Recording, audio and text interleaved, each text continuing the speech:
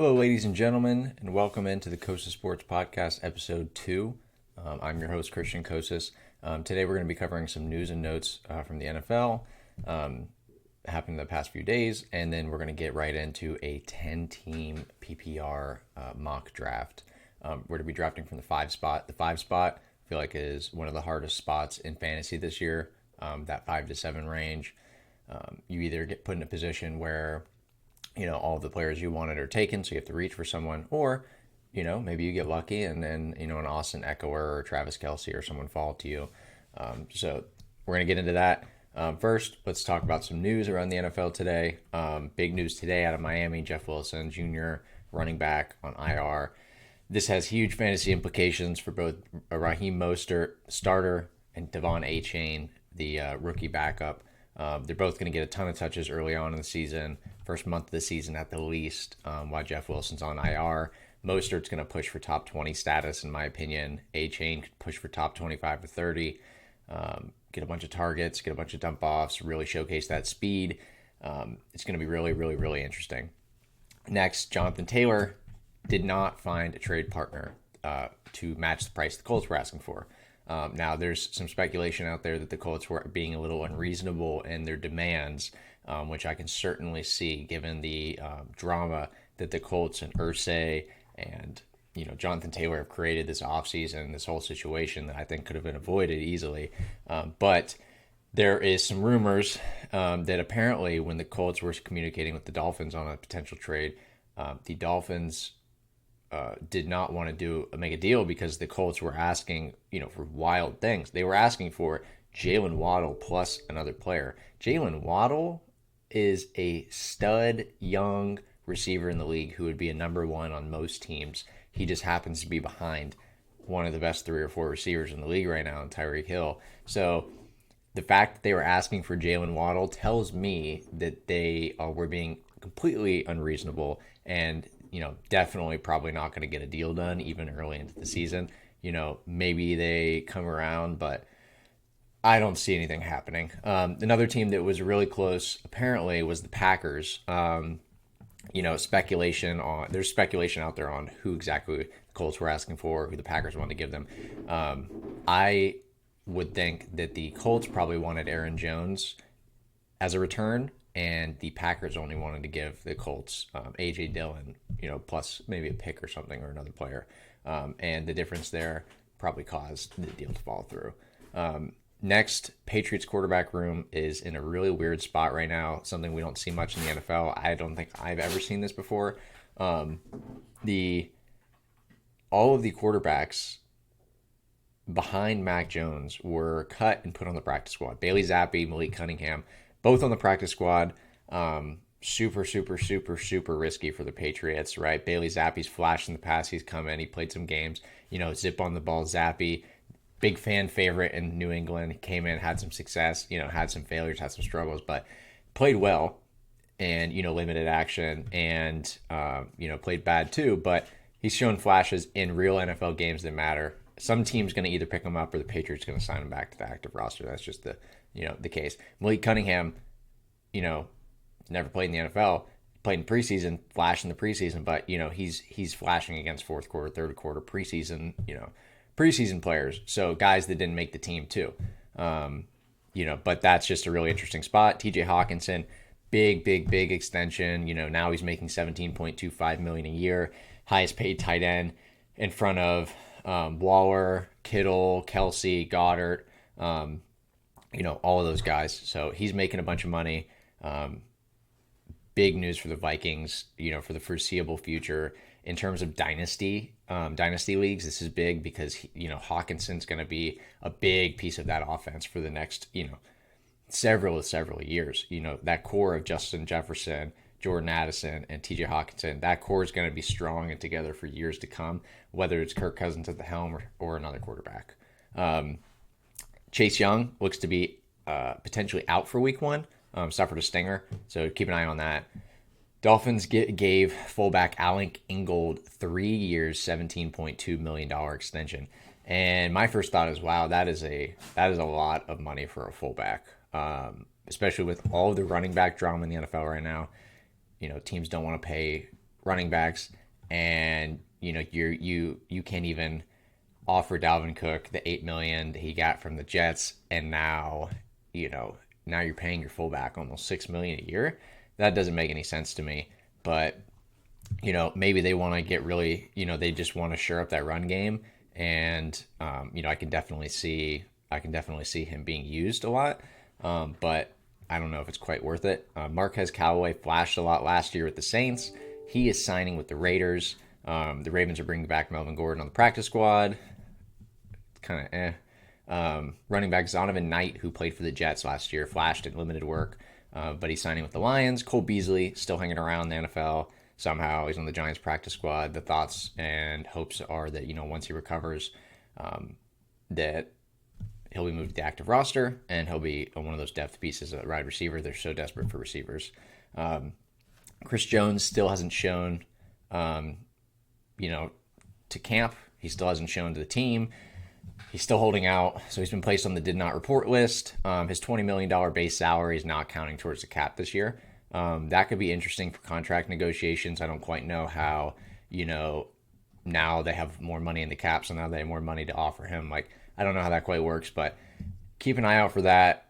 He's actually in danger of missing some games, and the Chiefs are going to be in really big trouble if he does.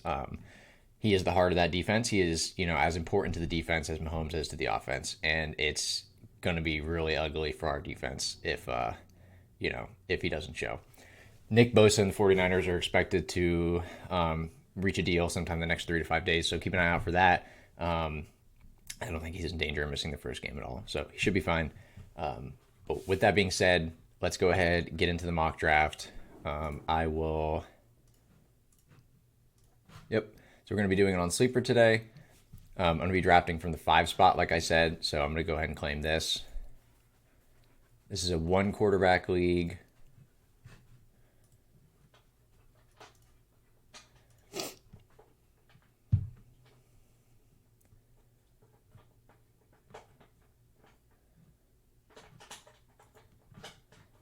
All right, so let's go ahead and start, get things rolling.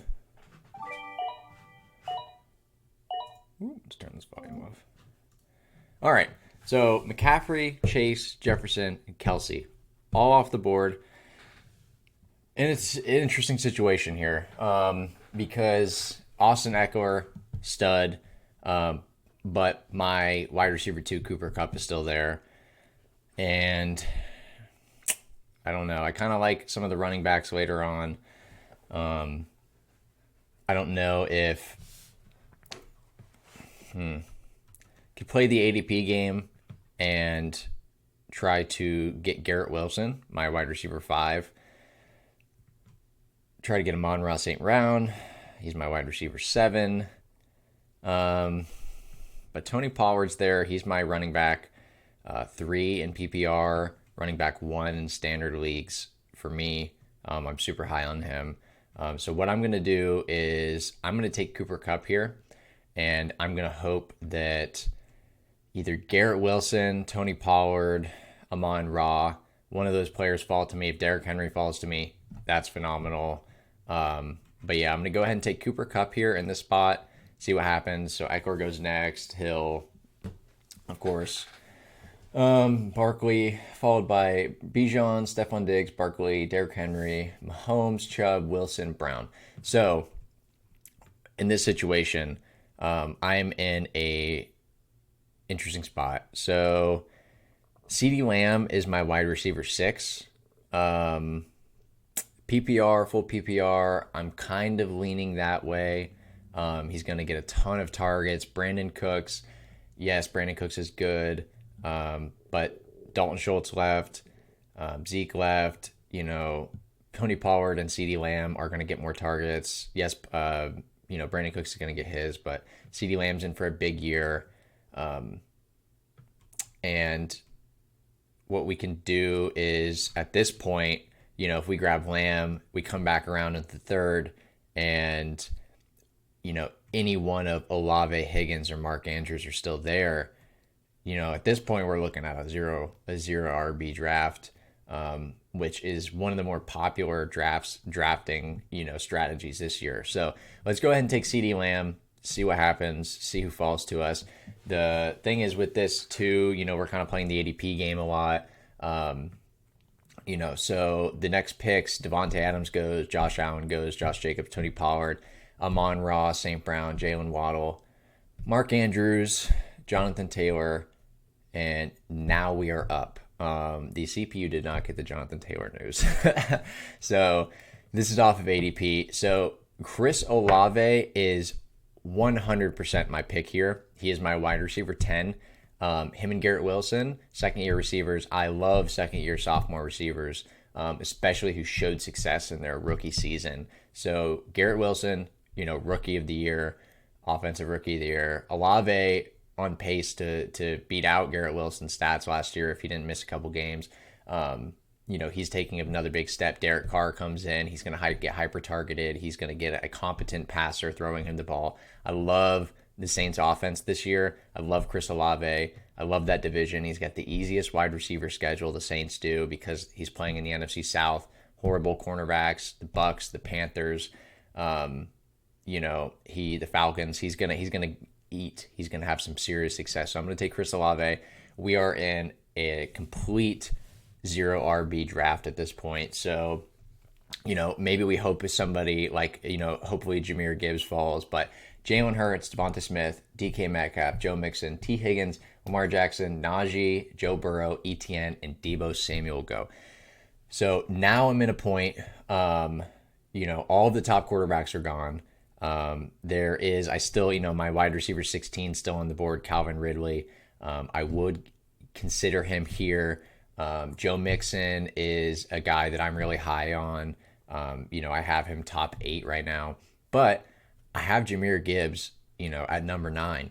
And I think having Jahmyr Gibbs as my number 1 running back in the 4th round, in a full PPR league behind Kupp, Lamb, and Olave, I'm in really good shape there. So I'm going to go ahead and take Jahmyr Gibbs to kind of give myself some breathing room at the running back spot, so I don't feel pressured into selecting one that I don't like later on. So after him goes Ridley, Breece Hall, Ramondre Stevenson, Keenan Allen, Aaron Jones, Justin Fields, Amari Cooper, Kenneth Walker. So now I'm in a spot. I'm in an interesting spot. There's not really any elite receivers left. There's no elite running backs left. Miles Sanders is my running back 14. I would consider him here. Alvin Kamara is my running back 13. I would consider him here. Still a bunch of good quarterbacks on the board. I don't know if I want to go. I don't think I want to go QB here. Hawkinson's there. I know a lot of people would take him in this spot. I'm not as high.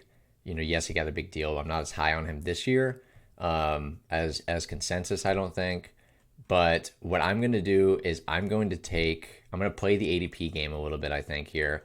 And yeah, I'm going to play the ADP game a little bit here. So what my pick in a normal redraft league against other people would be James Conner. James Conner is my running back 11.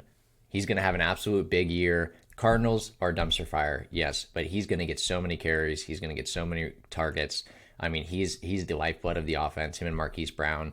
And Marquise Brown may suffer a little bit more given the quality of targets, but James Conner's targets don't matter as much about the quality of targets as the quantity of targets. Given the short game reception work, he's going to get dump offs, passes out to the flat, short in routes, things like that. He's going to line up in the slot. He's going to get a lot of screen passes, things, the throws that bad quarterbacks in the NFL can still make with relative consistency. So what we're going to do here is I'm going to take, let's see what quarterbacks are there. So Justin Herbert. Okay, so there's a big tier break for me at the quarterback position. So I'm actually going to take, I took Justin Herbert. So it was between him and Lawrence for me. Oh my gosh, I got auto drafted. Well, it's a good thing that Darren Waller would have been my pick anyways.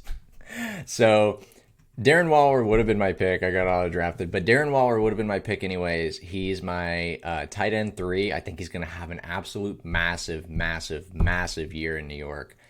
He's the number one target. There's no receivers. Like I said, it's Saquon and him. And Saquon can't catch everything. So he's going to get a ton of targets. He's going to get a ton of work. And I really like him. I'm not a big fan of Daniel Jones, but I'm a big fan of him. So in this spot, I'm between 2 players, really. I'm going to take James Conner, but in this spot, I would consider Chris Godwin. If somebody decided that they didn't like the risk associated with James Conner and they wanted to go ahead and take Chris Godwin, I wouldn't blame them. I would think, that's reasonable. Chris Godwin's a great player. He's going to get a ton of targets this year. Baker Mayfield's actually playing really good. He was 14 of 15, 2 touchdowns, no interceptions this preseason. I mean, he played great. He played, maybe the second best behind Kenny Pickett, who I think is going to have a huge step forward. So we're going to go ahead and take James Conner, but Chris Godwin would be a good pick here in my mind. So James Conner, my running back 11 in the 7th round. I'm huge on that. I think that's massive value. After him goes Godwin, of course, Pacheco, Cook. A little surprising. ADP is probably catching up a little bit, trying to, creep him up. Dallas Goedert, Mike Williams, Evan Ingram, George Pickens, Christian Kirk, Prescott, Freiermuth, and now we're back on the clock. So looking at the players that are left, I'm not high on Pittman or necessarily Lockett much this year. I am high on Mike Evans and Deontay Johnson this year. And I think my team was constructed a little bit differently. I think I would be going Deontay Johnson here. And let me explain why. I think Deontay Johnson's going to be a little bit more of a safer option this year. I think he's going to get a lot more, he's going to get some more targets. But I think Mike Evans he's one of those players that, am I projecting this? No, but he has the potential to have a 10 plus 10 plus touchdown season, to go into double digit touchdowns each and every year. So I'm going to pick Mike Evans here, really solidify my wide receivers, my starting roster of Cooper Kupp, CeeDee Lamb, Chris Olave, Mike Evans, James Conner, Jahmyr Gibbs, Justin Herbert, and Darren Waller. I have all of those players ranked very highly. So I'm very happy with this team. Mike Evans is going to be my selection. Deshaun Watson goes, White, Lockett, and Njoku. So I'm very happy with this starting roster. I think that this is a super solid unit. I think that this team probably wins the championship. Just glancing at the other teams, I like Team 1 outside of Njoku. I like Team 2 outside of, I'm not a big fan of Stevenson this year. But yeah, so thanks for watching. Yep.